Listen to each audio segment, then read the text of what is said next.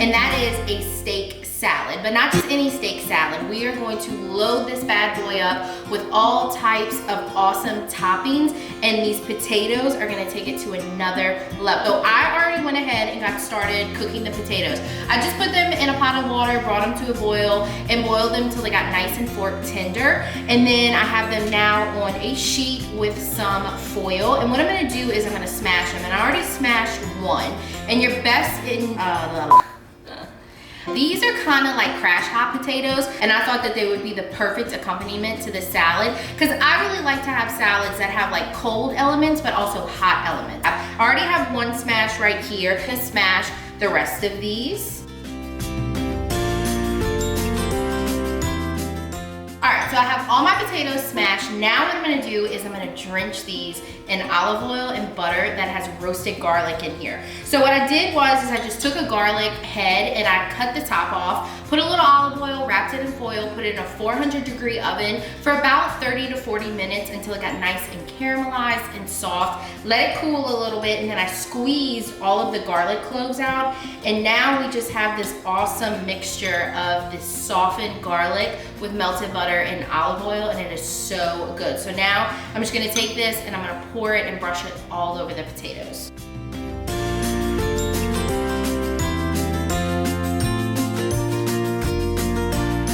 And these potatoes are so good. I love having them just on the side with a steak, but on a salad, it's even better. I kind of got the idea for this. I went to this little restaurant one time on Magazine, and I got this smoked trout salad, and it came with a warm potato salad that they put on top of the lettuce, and it kind of wilted it a little bit. But this potato recipe specifically is really similar to one that I saw Mallory Irvin make, and they looked so good. So I just went ahead and drizzled the olive oil, butter, and garlic mixture. Now I'm gonna put just a little bit of salt and pepper on them just because I didn't season them. I'm not overly seasoning them. You could add any kind of herbs, spices, whatever you have, just to kind of jazz them up. So now we're gonna pop these back into a 400-degree oven, and we're gonna let them cook until they get nice and sizzly and crispy, and we're gonna get the rest of our salad put together.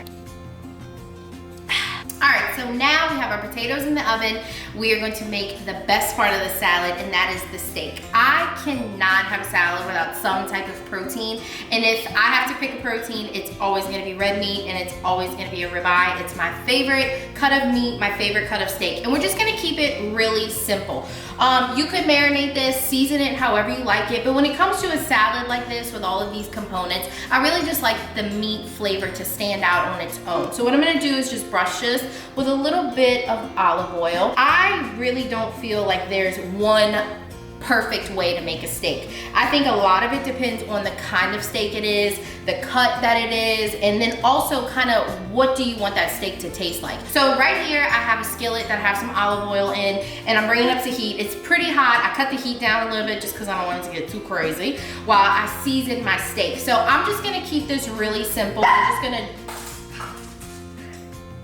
We're just gonna do some coarse sea salt and some coarse black pepper. But again, you can season this however you like. You can do a marinade if you want to, but this is not something that we cook a lot during the week. So I like to keep it quick and simple. Salt and pepper is just fine. And then we're gonna pop it into the skillet. Now the key with steak is that you wanna cook it really quick on a high temp and then let it rest. So that's what we're gonna do. And I just have here about a 1.5 inch thick ribeye. We're gonna put this in our skillet, and you hear that sizzle is what you want. You want that nice sizzle, and you're gonna put this in the skillet and you're just gonna leave it alone. I prefer a steak to be medium rare.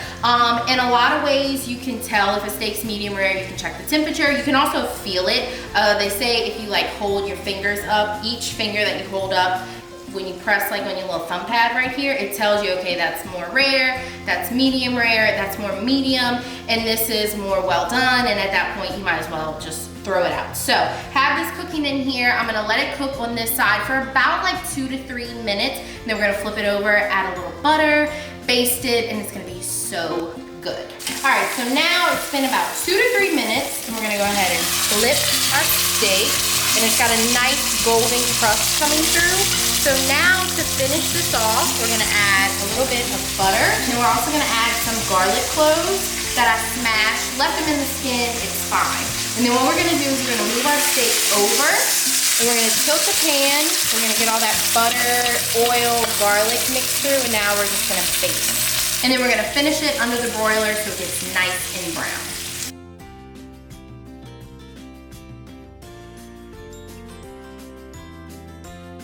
All right, so we have our potatoes and our steak cooked. They're cooling and sitting over there. So while the steak rests, this is the perfect time to get the rest of the salad together. You can top this with whatever types of vegetables, whatever you like on your salad, and whatever you have, use that. So for me, just because this is what I have on hand, I have a mixture of some romaine lettuce here along with some arugula and some green leaf lettuce. I actually like to dress my lettuce first and then put it on the platter and put everything on top. Also, I like to serve this type of salad on a platter instead of a bowl, because I find salad bowls sometimes all of the good stuff can get lost at the bottom, whereas if it's on a nice long platter, it's all laid out evenly and you can kind of get a little bit of everything. So I have everything in this bowl right here, and you can toss whatever kind of dressing you like. You can just do like a really simple lemon vinaigrette. I like something a little creamier, so what I have here is actually a mixture of some mayonnaise, which I know probably sounds really gross, but don't knock it till you try it. And it's some mayonnaise with the juice of about half a lemon. Depending on how juicy it is, you might need a whole lemon,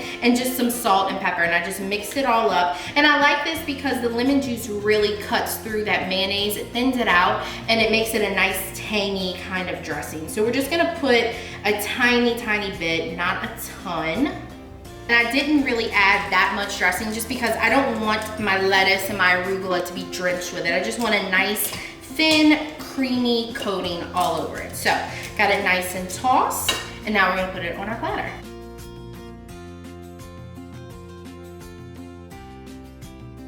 All right, so now I'm gonna top this. This is just some leftover roasted vegetables from earlier in the week when we had steak already. I know, second time I'm having steak this week, whatever. And this is just a mixture of some mushrooms, some asparagus, and some Brussels sprouts that I just tossed in olive oil with salt and pepper. Sometimes I'll add these on raw. Sometimes I'll roast them in the oven. Sometimes I'll even cook them in the steak drippings. It really just depends on what I have on hand and what kind of flavors I'm wanting. So since I have these left over, I figured this would be a great way to kind of use them, and we're just gonna sprinkle some all along the top. Mushrooms are always a must for me when it comes to salads, and asparagus too. I like it cooked raw, however I can get it.